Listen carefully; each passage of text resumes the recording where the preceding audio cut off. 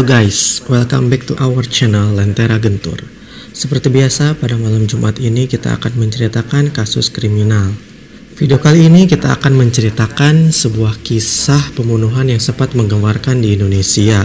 Kasus kali ini mirip seperti film-film di kriminal guys, di mana para korban yang ditemukan terdapat luka sayatan di perut dan bekas cekikan di leher, dan ada bekas benda tumpul di area duburnya. Kita akan menceritakan kasus robot gedek. Tanpa menunggu lama lagi, mari kita mulai.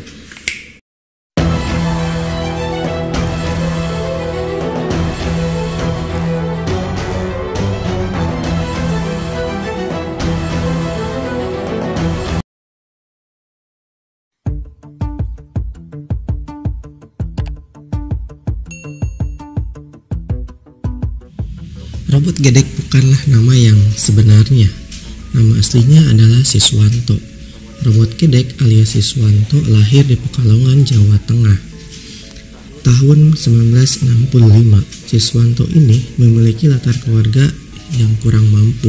Di usia remaja, dia tidak sekolah dan tidak mampu untuk membaca. Jangankan untuk sekolah, untuk makan saja sudah susah. Bahkan dari kecil juga, Siswanto ini sudah menjadi gelandangan di Jawa Tengah. Saking kurang mampunya untuk menyambung hidup, hal ini terjadi sampai dia menginjak masa remaja.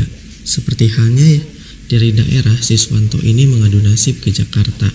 Apapun resikonya tante, yang penting bagi saya sekarang cuma uang dan uang tante. Pikirnya di Jakarta serba mudah untuk mencari uang. Dia nekat pergi dengan ongkos seadanya untuk mencari peruntungan di Jakarta. Karena modal nekat, akhirnya dia pun tiba di Jakarta. Dan akhirnya dia pun bingung dan kelimpungan. Karena di Jakarta dia tidak mempunyai sanak famili dan kerabat.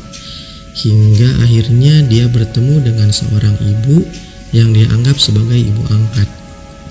Ibu angkat ini seperti model orang tua yang ngumpulin anak-anak jalanan, lalu anak jalanan itu disuruh untuk mengemis dan menggembel seperti itu, dan hasil gembelnya itu dikumpulkan ke si ibu angkat tersebut. Kondisi tempat ibu angkat itu juga tinggal di pinggiran rel Pasar Gaplok, Jakarta. Tempat tinggalnya juga sangat tidak layak dan kumuh, model dinding kardus dan triplek, cuma supaya berdiri aja tuh bangunan. Tapi anak-anak buahnya lumayan banyak juga.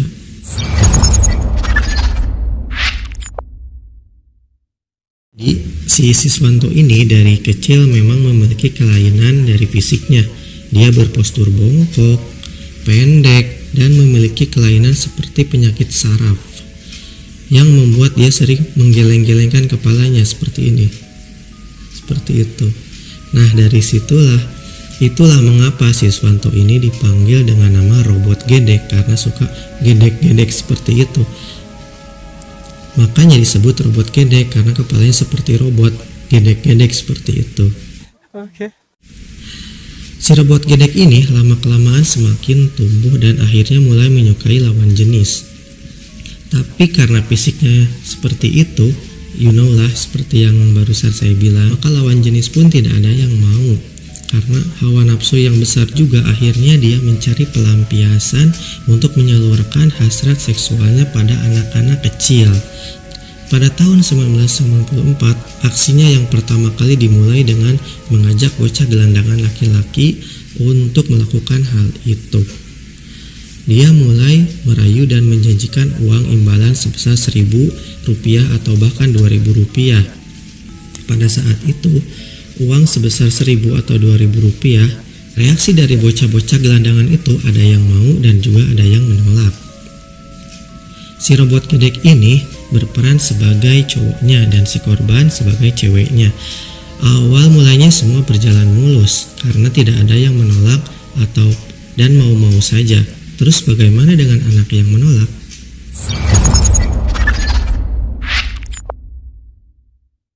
Nah, dari sinilah pembunuhan itu bermula.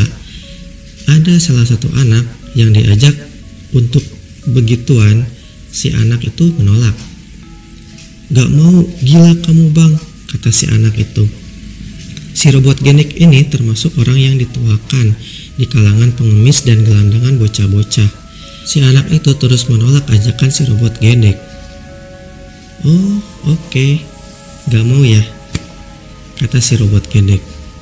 Karena mendapat penolakan, si robot gedek tidak langsung bersikap agresif dan menyerang si bocah, tapi justru membiarkan anak tersebut. Sampai pada lain kesempatan, si robot gedek ini justru memberikan nasi bungkus ke anak yang menolak ajakannya untuk begitu.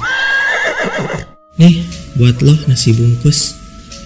Padahal ini adalah strategi busuk si robot gedek. Apapun resikonya tante. Dan akhirnya si calon korban ini mau menerima nasi bungkus karena sedang enak-enak makan. Maka otomatis kewaspadaan anak itu menurun. Lagi enak-enaknya makan, gitu seperti itu. Tiba-tiba leher anak tersebut dijerat menggunakan tali rafia dari arah belakang oleh robot gedek sampai mati. Nah, itulah cara si robot gedek untuk membunuh para korban yang masih anak-anak tersebut. Itulah sebabnya mengapa di setiap korban yang ditemukan terdapat sisa-sisa nasi di sekitar tubuhnya.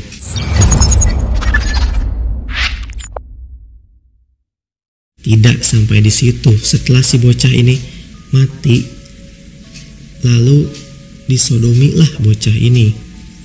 Setelah disodomi, korban ini lalu dimutilasi, dipotong-potong bagian tubuhnya menjadi beberapa bagian. Gila banget nih. Yang lebih gilanya lagi, darah dari korban ini, jadi setelah disodomi itu, perut korbannya itu dibelek, lalu dikeluarkan jeroan ususnya dan sebagainya, dan diminumlah darahnya itu. Gila bener.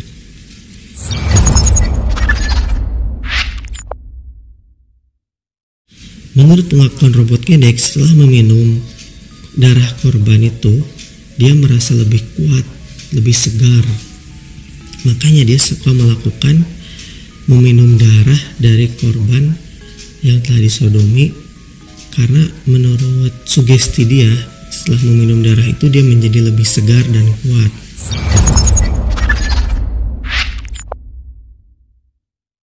Kejadian ini berlangsung selama 3 tahun, dari tahun 1994 hingga 1997.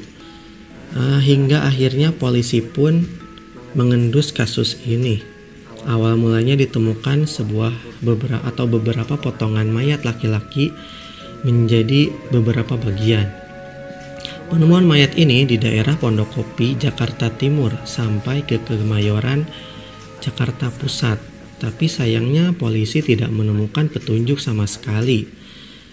Ya, namanya juga korban ini anak gelandangan ya guys. Jadi ya jangankan KTP, mereka juga tidak berpendidikan dan mereka juga tidak mempunyai identitas diri. Otomatis polisi juga susah untuk melacak mayat ini. Otomatis minim sekali informasi yang dapat diperoleh oleh polisi. Kebayang juga sih, pasti sudah susah mencari informasi dari mayat yang ditemukan. Karena kalau mayatnya mengantongi identitas, misal KTP, SIM, dan sebagainya, pasti polisi akan mudah untuk melacak pelaku. Hingga akhirnya pada tahun 1997, polisi menemukan sebuah mayat bocah laki-laki, dan tidak jauh dari mayat bocah laki-laki tersebut ada sebuah tas. Maka dibongkarlah tas itu, dilihat dalamnya ada apa aja. Ternyata ditemukan sebuah buku, dan di dalam buku itu tertulis nama, yaitu Kasikin. Nama Kasikin ini adalah petunjuk pertama yang bisa memudahkan polisi untuk melacak pelaku. Di buku itu cuma ada tulisan Kasikin, udah gitu aja.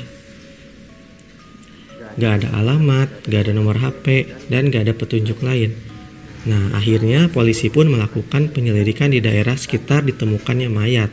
Polisi menanyakan ke warga-warga sekitar dan gak ada yang tahu. Sampai ada anak gelandangan yang tahu dan kenal dengan nama Kasikin. Kata anak gelandangan itu, Kasikin itu temen gue kalau ngemis dan ngegembel katanya. Dan polisi akhirnya menarik kesimpulan, oh ternyata Kasikin ini adalah anak gelandangan. Langsung polisi menyelidiki lebih spesifik ke anak-anak gelandangan, dan ditanyalah salah satu anak gelandangan itu bagaimana hari-hari terakhir dengan Kasikin, di mana terakhir ketemu, hingga akhirnya semakin mengerucut ke nama satu orang, yaitu Robot Gedek.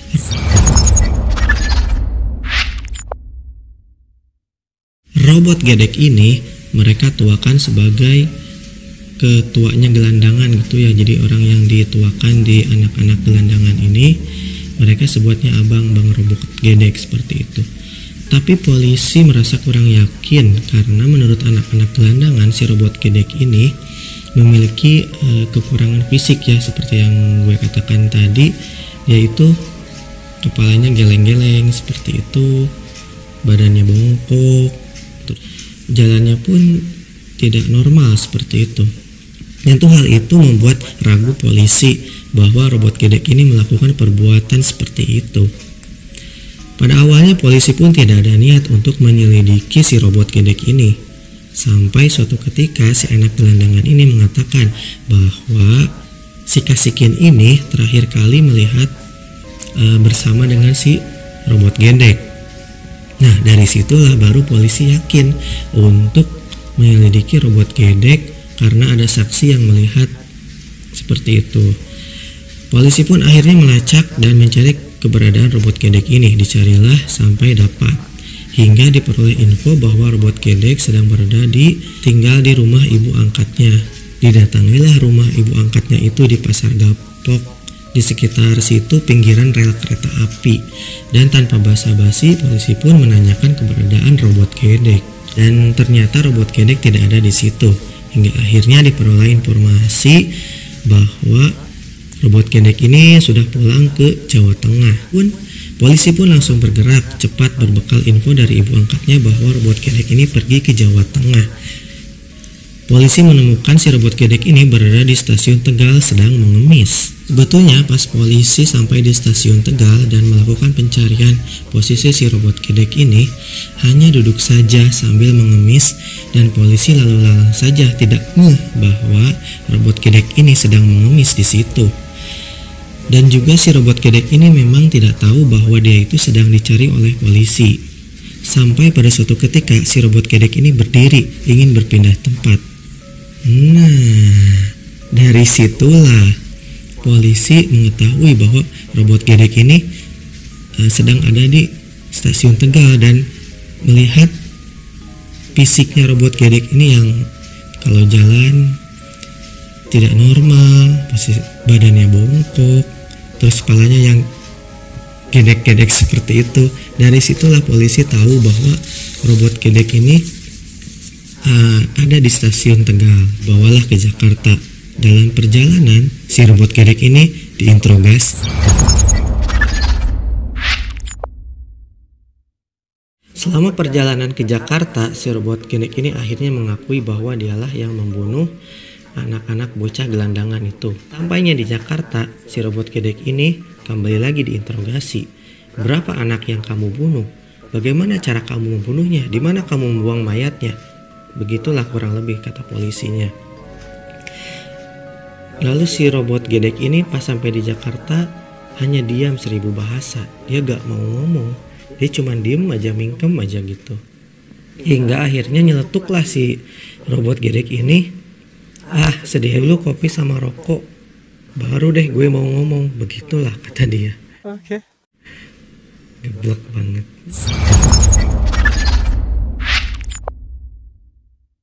Dan benar saja, Robot Gedek ini menceritakan dari A sampai Z cara dia membunuh korban, di mana dia membuang mayatnya dan tetek bengek lainnya seperti itu. Dan akhirnya semua pun terungkap. Si Robot Gedek ini mengaku membunuh 12 orang anak korban, sedangkan yang ditemukan di lapangan ada 20 korban dengan luka yang sama, yakni sayatan di perut dan usus terberai. Dia tetap bersikukuh pada pendapatnya dengan 12 orang korban. Lanjut ke persidangan, pertama pada tanggal 21 Mei 1997. Dalam persidangan dia terbukti telah melakukan tindak pidana, yakni pembunuhan berencana terkena pasal 340 KUHP tentang pembunuhan berencana dan tindakan sodomi terhadap anak-anak kecil. Dia akhirnya divonis hukuman mati dan mendekam di LP Cipinang untuk sementara dan akhirnya dipindahkan ke Nusa Kambangan. Namun untuk tanggal eksekusi kematiannya belumlah ditentukan oleh pengadilan. Usut punya usut, menurut rumor yang beredar, selama robot gedek ini di Nusa Kambangan tidak ada seorang pun napi yang ingin atau yang mau sekamar dengan si robot gedek ini, karena menurut napi yang ada di Nusa Kambangan, si robot gedek ini seperti orang gila.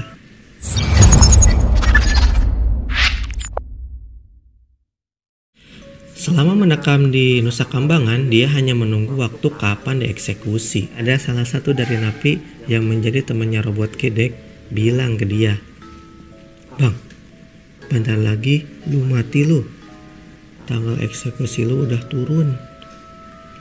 Mendengar hal itu, si robot gedek ini langsung stres, langsung shock guys. Saking shocknya nih, dia langsung sesak napas. Dia hanya bertahan rumah sakit selama 2 hari dan akhirnya dinyatakan meninggal pada tanggal 26 Maret 2007. Jadi dia tuh meninggalnya tuh sebelum dieksekusi karena saking shock dan stresnya dia akhirnya meninggal di rumah sakit. Usut punya usut, ternyata dari segi kedokteran dan psikologi si robot gedek ini memiliki trauma atas kejadian di masa lalu. Si robot gedek ini pernah disodomi oleh anak jalanan yang lainnya, sehingga dari kejadian itulah muncullah rasa dendam dan ingin melampiaskan atau membalaskan dendam ke anak-anak yang lainnya.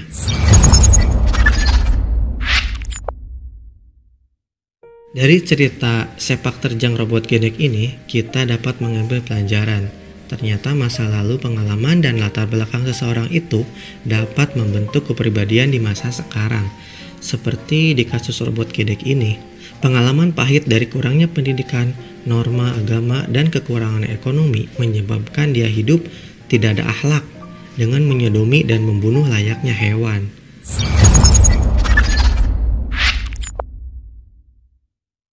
Oke guys, segitu aja dulu untuk cerita kasus robot gedek kali ini. Semoga netizen yang budiman dapat mengambil hikmahnya. Silakan klik like, subscribe, dan bunyikan tanda lonceng agar tidak ketinggalan. Dan jangan lupa share ke platform medsos yang lainnya agar sobat YouTuber yang lain juga tahu. Oke, we are signing out and bye-bye.